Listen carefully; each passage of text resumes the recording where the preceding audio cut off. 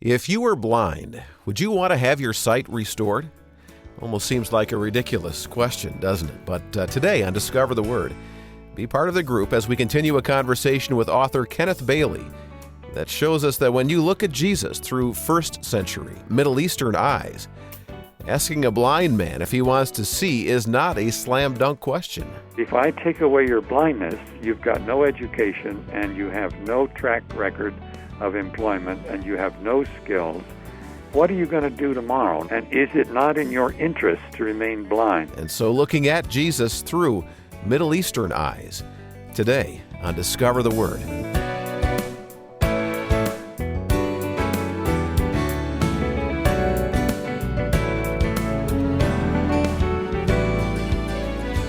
And it is good to have you back for our Tuesday time together this week on Discover the Word. And this week, regular Discover the Word group members, Haddon Robinson and Alice Matthews, are interacting with author Kenneth Bailey about some of the ideas in his fascinating book, Jesus Through Middle Eastern Eyes. Ken Bailey lived and worked in various areas of the Middle East for over 60 years, and he's helping us see that we miss so much when we simply read the Bible using 21st century Western culture eyes. And so we're going to go to a key section of the New Testament Gospel of Luke and two pretty familiar stories from the life of Jesus that I don't know if you've ever tied together before. But Ken will show us that Luke meant for us to read them together because they show why Jesus came and who he came to reach. And I think you'll find that the Middle Eastern culture details that Ken adds in this conversation will help the Bible come alive to you in a fresh way. So let's pull our chairs up to the table and continue our conversation with our friend, Ken Bailey. Haddon? This week we're talking to Dr. Kenneth Bailey, the author of the book Jesus Through Middle Eastern Eyes. It's a book that we feel is significant, and in order to show its significance, we're going to talk to the author. Ken, welcome back to Discover the Word. Thank you, Haddon. It's my privilege. You referred in our first conversation to the passage in Luke 18:19, the story of blind Bartimaeus and Zacchaeus. Yes. Talk about that to us. Why is it that we tend to separate those? Well, we separate them very simply because of the fact that the Byzantine church back in the 4th and 5th century put in a chapter division and split these two in half. I think they should be read together. They are both stories about what happened with Jesus in Jericho, and obviously Luke intended that they should be read together.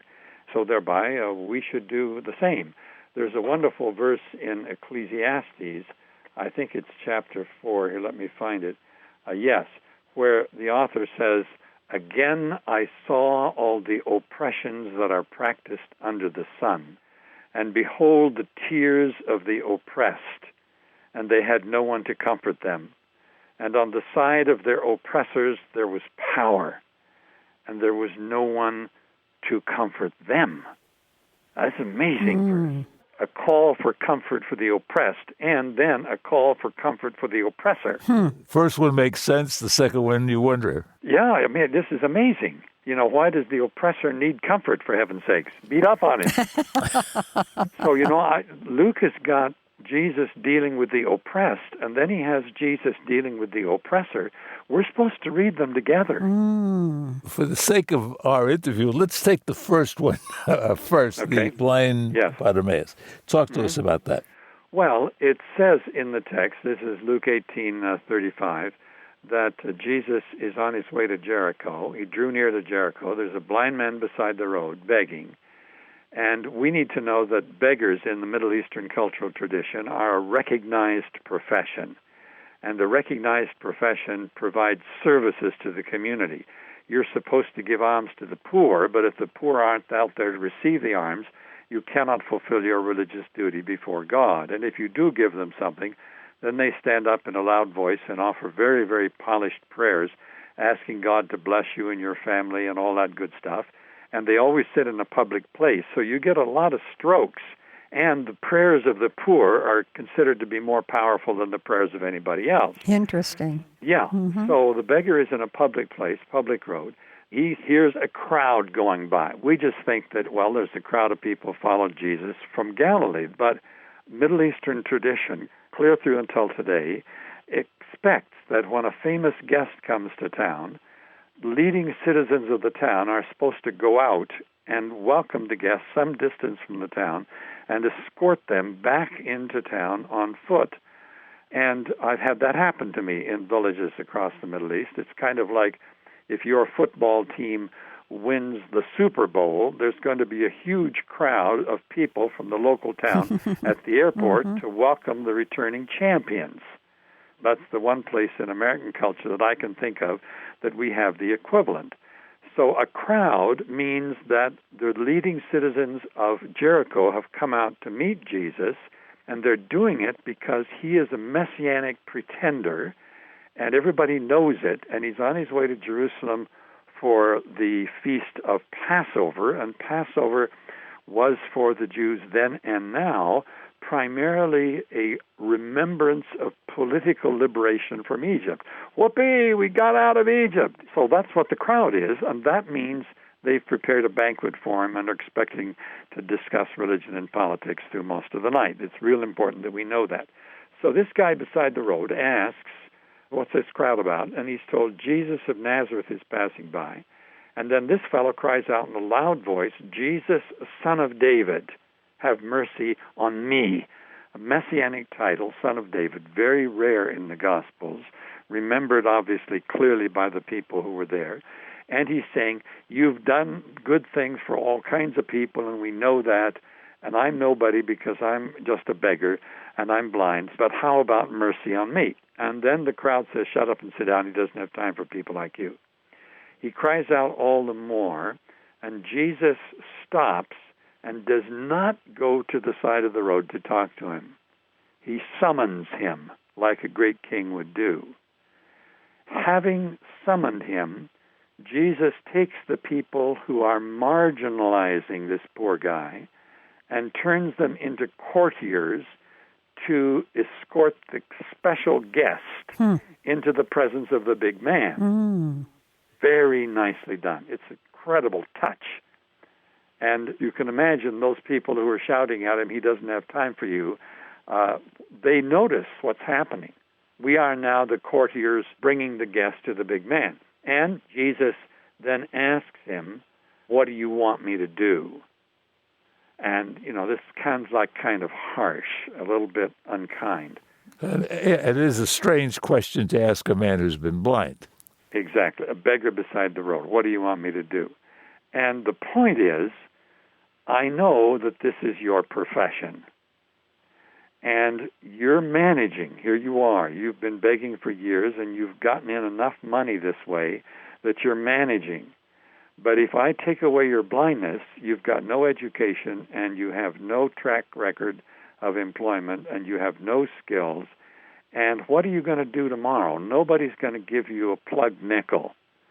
And is it not in your interest to remain blind? I have a good friend, American former student of mine, who served in Bangladesh, and he told me recently that on 5 different occasions he found a beggar beside the road who had fallen into the fire as a child and had lots of scar tissue around his legs and couldn't stand, and all he could do was beg. And my friend recognized that a little surgery and this person could be released from that inability to walk, offered to take him to the hospital, offered to pay the bills, offered to take care of him until he got going again, and in all 5 cases the man refused. Because it would take away the living he had been making by begging. Right. Stripping him of his profession.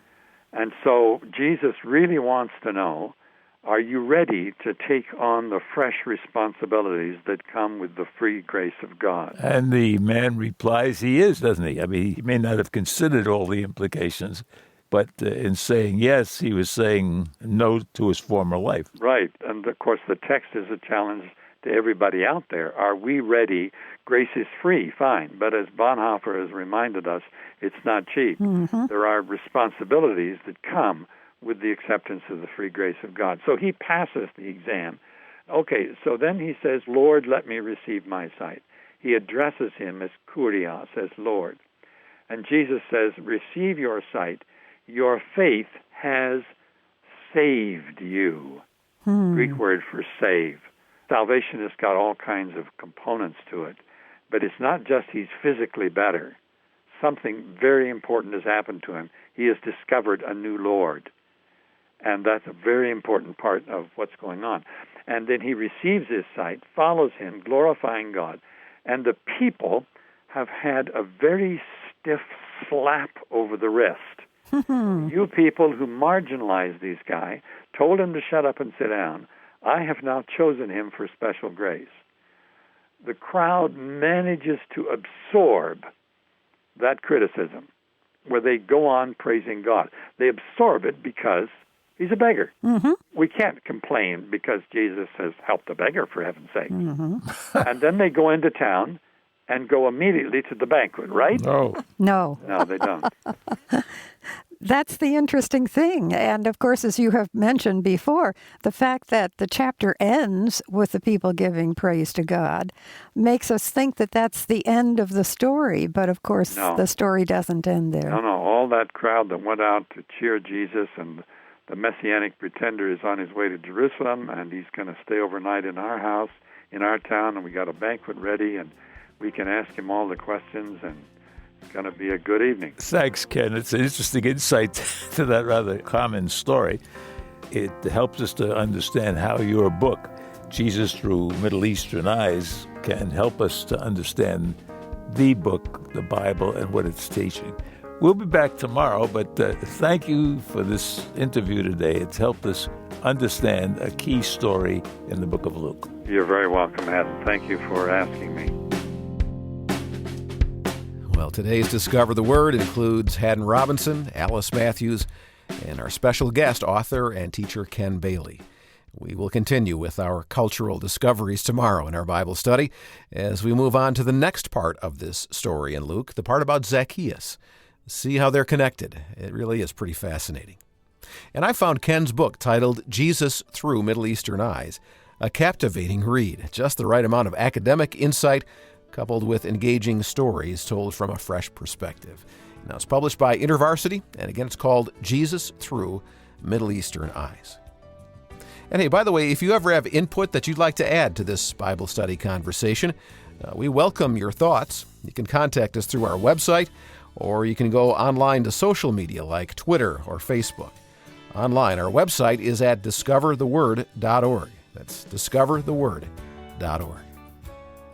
Now, tomorrow, we'll invite author Ken Bailey back to our Bible study discussion for a look at that next story in Jesus' journey to Jericho.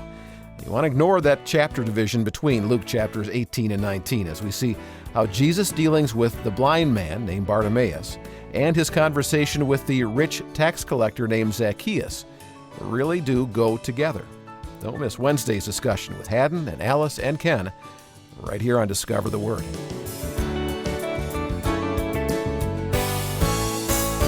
Discover the Word is provided by RBC Ministries, the publishers of the Our Daily Bread devotional booklet.